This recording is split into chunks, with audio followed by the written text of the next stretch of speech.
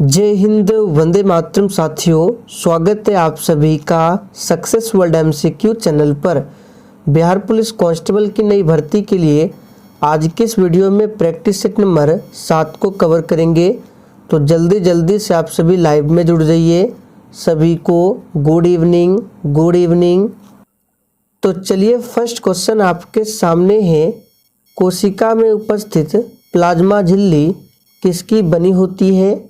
चलिए, आप सभी आंसर बताएंगे और देखिए, प्रत्येक स्टूडेंट को नीचे लाइव चैट में अपना अपना आंसर बताना है, तभी आपका प्रॉपर तरीके से रिवीजन होगा। तो ध्यान दीजिए, कोशिका में उपस्थित जो प्लाज्मा झिल्ली होती है ये प्रोटीन और लिपिड की बनी होती है।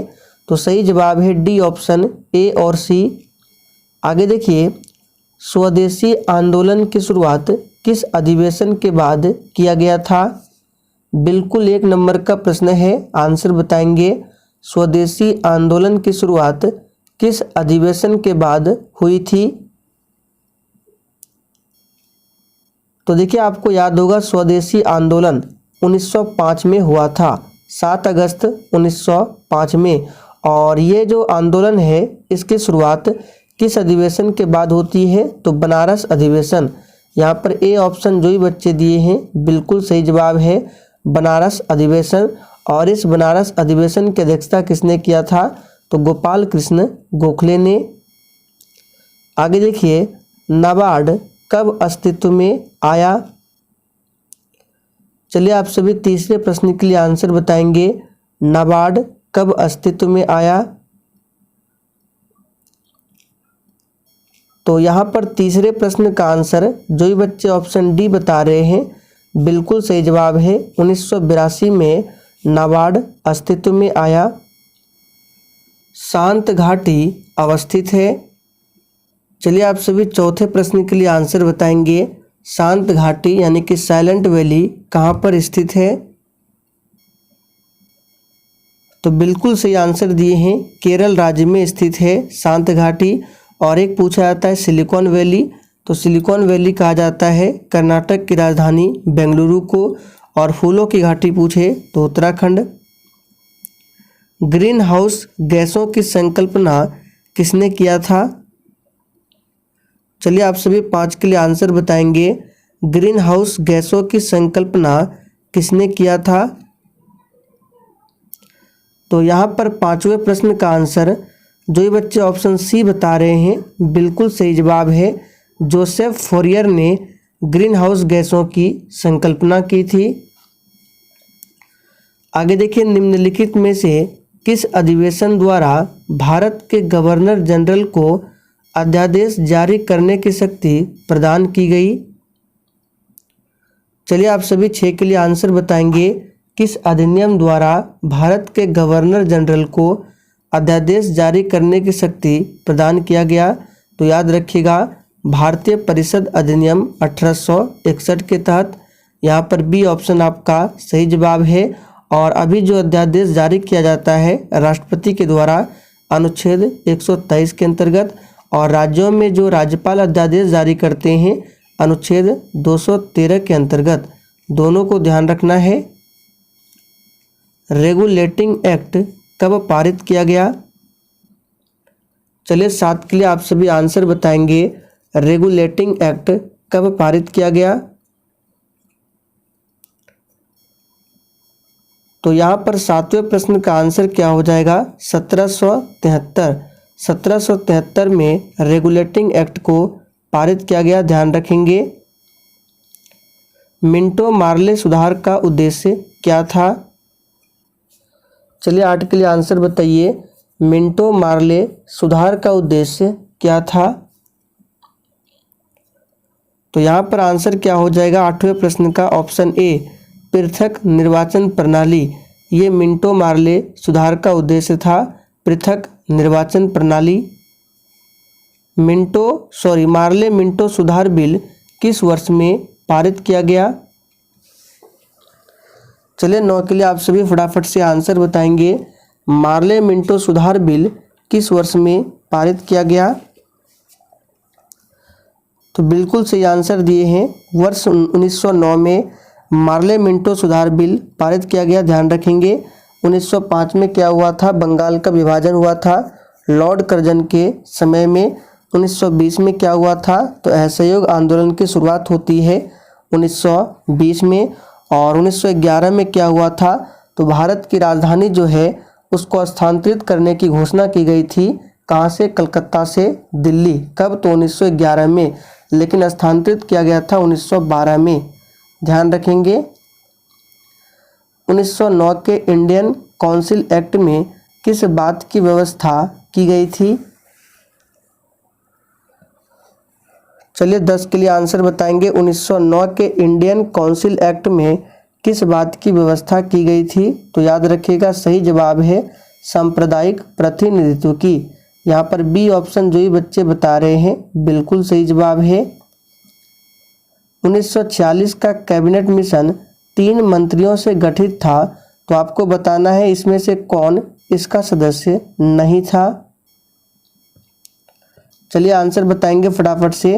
देखिए इसके लिए हमने आपको एक ट्रिक बताया था। ट्रिक क्या था, पास। कैबिनेट मिशन जो था ये भारतीय संविधान के लिए एक तरह से पास था। और तो पास से आपको ट्रिक क्या बताया था, पी से पैथिक लॉरेंस, ए से ए.बी. अलेक्जेंडर और एस से स्टैफोर्ड क्रिप्स। तो 3 सदस्य थे जिसमें अध्यक्ष कौन थे, पैथिक लॉरेंस।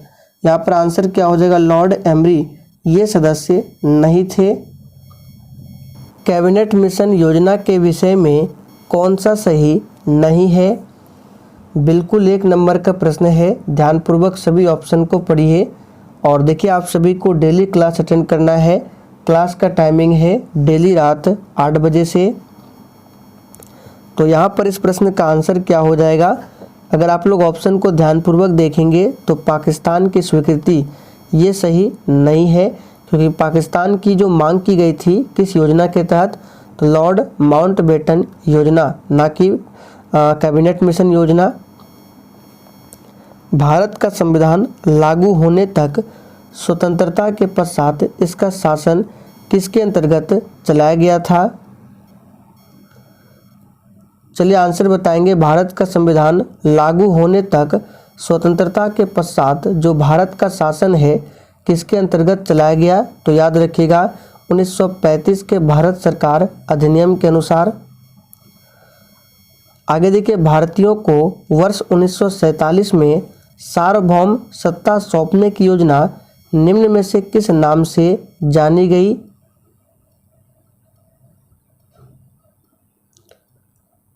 तो ये है माउंटबेटन योजना। सी ऑप्शन जो ही बच्चे दिए हैं बिल्कुल सही जवाब है। और आपको याद होगा इसी के तहत पाकिस्तान अलग देश बना था, माउंटबेटन योजना के तहत। आगे देखिए, कौन सुमेलित नहीं है, सभी ऑप्शन को ध्यानपूर्वक पढ़िए। मार्ले मिंटो सुधार सांप्रदायिक प्रतिनिधित्व, अभी हमने आपको बताया ये बिल्कुल सही है।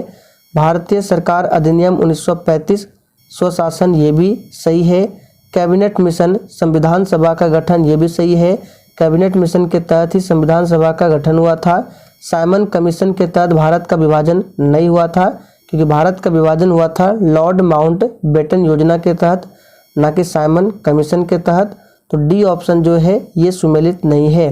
साइमन कमीशन पूछा जाता है भारत कब आया था, तो 1928 में, याद रखिएगा।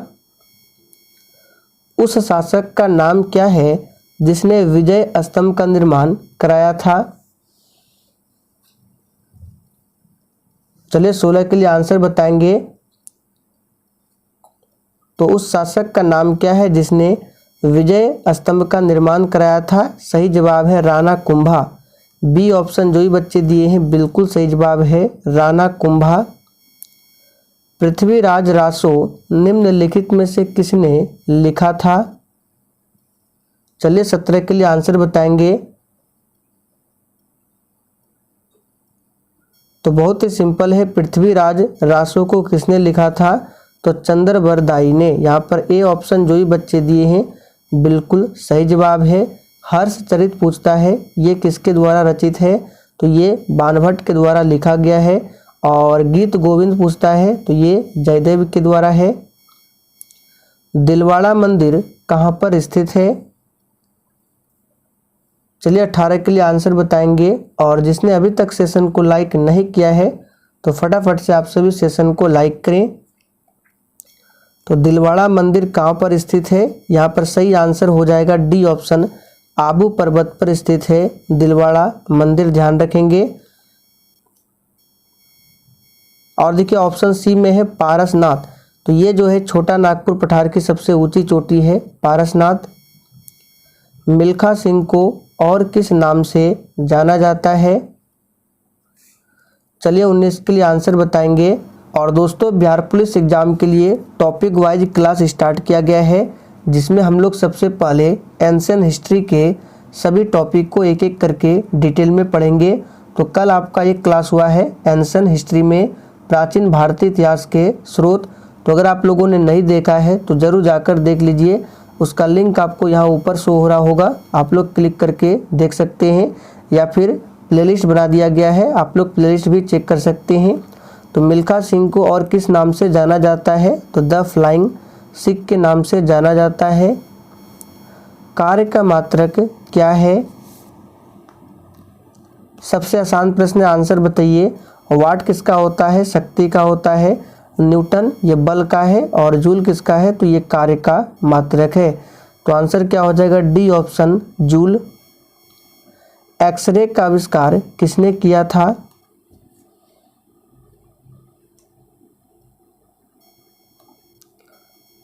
बहुत ही सिंपल है, एक्सरे का आविष्कार किसने किया था? तो रॉन्टजन ने। यहाँ पर ए ऑप्शन जो भी बच्चे दिए हैं बिल्कुल सही जवाब है।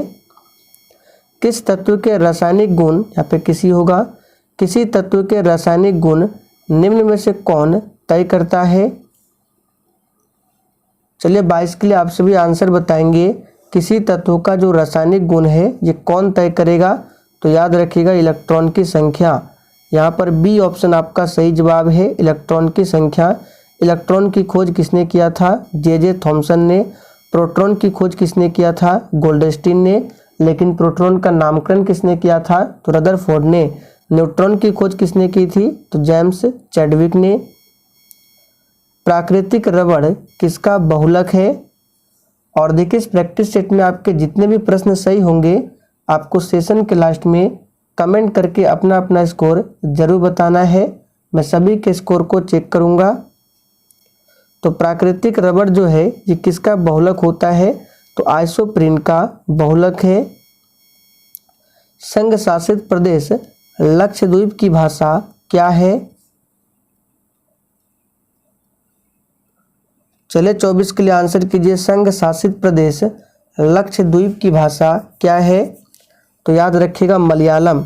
ए ऑप्शन जो ही बच्चे बता रहे हैं बिल्कुल सही जवाब है, मलयालम है। संघीय प्रणाली का पहला प्रयास भारत सरकार अधिनियम खाली स्थान द्वारा किया गया था। भारत सरकार किस अधिनियम द्वारा संघीय प्रणाली का पहला प्रयास किया गया था? तो याद कर लीजिए सही जवाब है ऑप्शन सी, 1935। छोटा नागपुर पठार की सबसे ऊंची पर्वत चोटी कौन सी है? और देखिए इसका पीडीएफ आपको टेलीग्राम पर मिल जाएगा। टेलीग्राम का लिंक इसी वीडियो के नीचे डिस्क्रिप्शन बॉक्स में दिया गया है। तो यहाँ पर 26 का आंसर जो बच्चे ऑप्शन ए बता रहे हैं बिल्कुल सही जवाब है। छोटा नागपुर पठार की सबसे ऊंची चोटी कौन सी है? तो पारसनाथ, ध्यान रखेंगे। आगे देखिए शिवाजी के प्रशासन में पेशवा कहा जाता था। चलिए 27 के लिए आंसर कीजिए। शिवाजी के प्रशासन में पेशवा कहा जाता था। तो किसे कहा जाता था? याद रखिएगा प्रधानमंत्री को। यहाँ पर ए ऑप्शन जो ही बच्चे दिए हैं बिल्कुल सही जवाब है, प्रधानमंत्री को। किस मुगल शासक का 2 बार राज्याभिषेक हुआ था?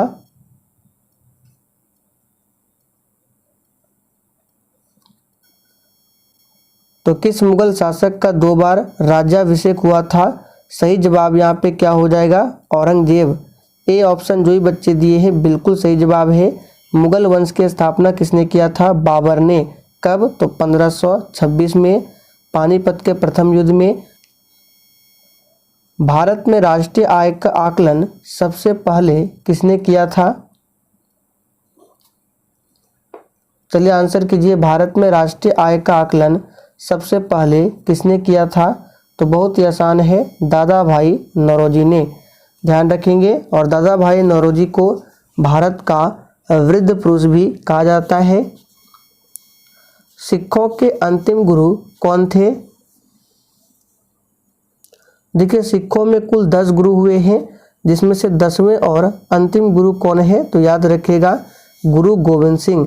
इनका जन्म पूछा जाता है तो 1666 में होता है पाटलिपुत्र पटना में, और इन्होंने 1699 में खालसा पंथ की स्थापना की थी। सिखों के पहले गुरु कौन थे? तो गुरु नानक देव।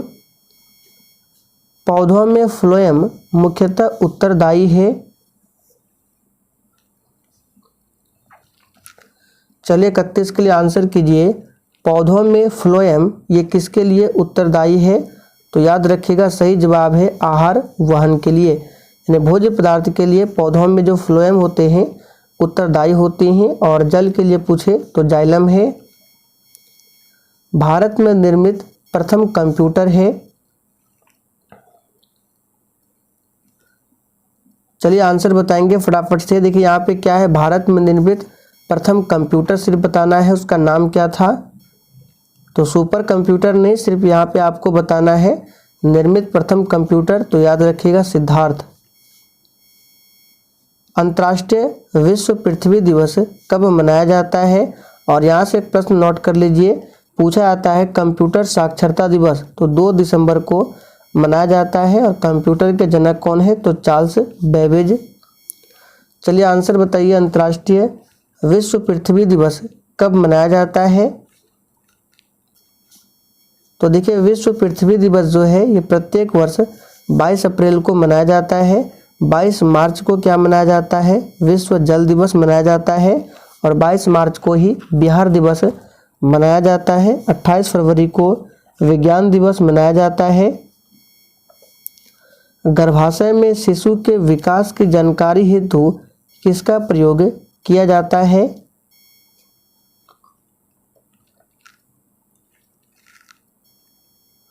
तो यहाँ पर आंसर क्या हो जाएगा? याद रखिएगा, अल्ट्रासाउंड का प्रयोग किया जाता है। ए ऑप्शन आपका सही जवाब है।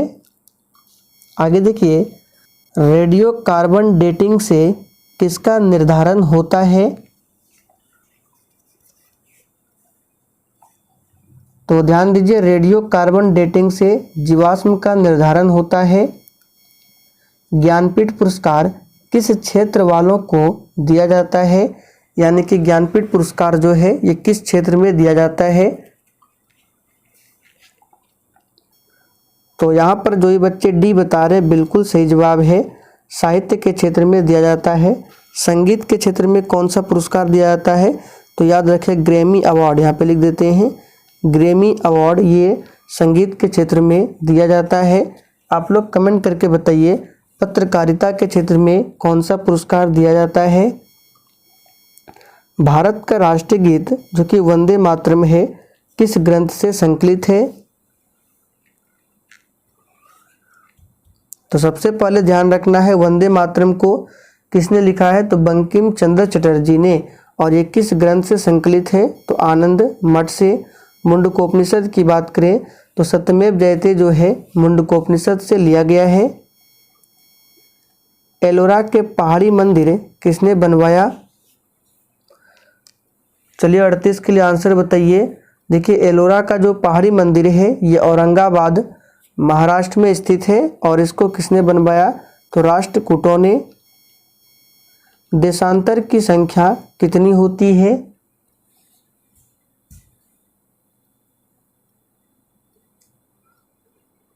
तो दोस्तों ध्यान दीजिए, देशांतरों की कुल संख्या जो है 360 होती है। यहाँ पर बी ऑप्शन आपका सही जवाब है, 360। राज्यसभा द्वारा लोकसभा को धन विधेयक कितने समय में लौटा दिया जाना चाहिए? चलिए 40 के लिए आंसर बताएंगे। अब देखिए यहाँ पे राज्यसभा, तो राज्यसभा को उच्च सदन यानी अपर हाउस कहा जाता है और इसे कभी भी भंग नहीं किया जा सकता है। राज्यसभा के सदस्यों का कार्यकाल 6 वर्ष का होता है और राज्यसभा का सदस्य बनने के लिए उम्र सीमा जो है 30 वर्ष होने चाहिए। तो यहाँ पे आंसर क्या हो जाएगा 14 दिन। आगे देखिए भार का एसआई मात्रक क्या है। बिल्कुल 1 नंबर का प्रश्न है, फटाफट से आंसर बताइए। भार का एसआई मात्रक क्या है। तो देखिए यहाँ पे जो बच्चे ऑप्शन सी बता रहे हैं बिल्कुल सही जवाब है। भार का एसआई मात्रक क्या होता है, न्यूटन होता है। यदि 2 कणों के बीच की दूरी बढ़ जाती है तो इनके बीच गुरुत्वाकर्षण बल पर क्या प्रभाव पड़ेगा। चलिए आप सभी 42 के लिए फटाफट से आंसर कीजिए। तो देखिए यहाँ पे क्या पूछ रहा है कि 2 कणों के बीच की दूरी को बढ़ाना है तो गुरुत्वाकर्षण बल का मान क्या होगा। तो एक बात याद कर लीजिए, जब भी दूरी को बढ़ाएंगे तो गुरुत्वाकर्षण का मान जो होगा वो घटेगा। तो सही जवाब है कम हो जाएगा। निम्नलिखित में से कौन सा सामान्य तापमान पर द्रव अवस्था में होता है। चलिए 43 के लिए आंसर कीजिए। निम्नलिखित में से कौन सा सामान्य तापमान पर द्रव अवस्था में होता है। तो याद रखिएगा यहाँ पे सही जवाब क्या है, सामान्य तापमान पर द्रव अवस्था में कौन होता है, तो गैलियम। इसका सिंबल क्या होता है, तो Ga, ये गैलियम का सिंबल है। ऑक्सीकरण प्रतिक्रिया में निम्नलिखित में से क्या होता है। इस प्रश्न को मार्क कर लीजिए, एग्जाम के लिए इंपॉर्टेंट प्रश्न है। तो ध्यान दीजिए, ऑक्सीकरण प्रतिक्रिया में क्या होता है, तो इलेक्ट्रॉन में कमी आती है, यानी इलेक्ट्रॉन में कमी होती है। तो सही जवाब है बी ऑप्शन, इलेक्ट्रॉन में कमी होती है। विद्युत उत्पन्न करने के लिए कौन सी धातु का उपयोग होता है। तो बहुत ही सिंपल प्रश्न है, विद्युत उत्पन्न करने के लिए कौन सी धातु का प्रयोग किया जाता है, तो यूरेनियम का। यहाँ पर ए ऑप्शन आपका सही जवाब है, यूरेनियम। पीतल में कौन कौन सी धातु है। चलिए 46 के लिए फटाफट से आंसर बताएंगे। पीतल में कौन कौन सी धातु है। तो याद रखिएगा, तांबा और जस्ता के मिश्रण से बनता है पीतल।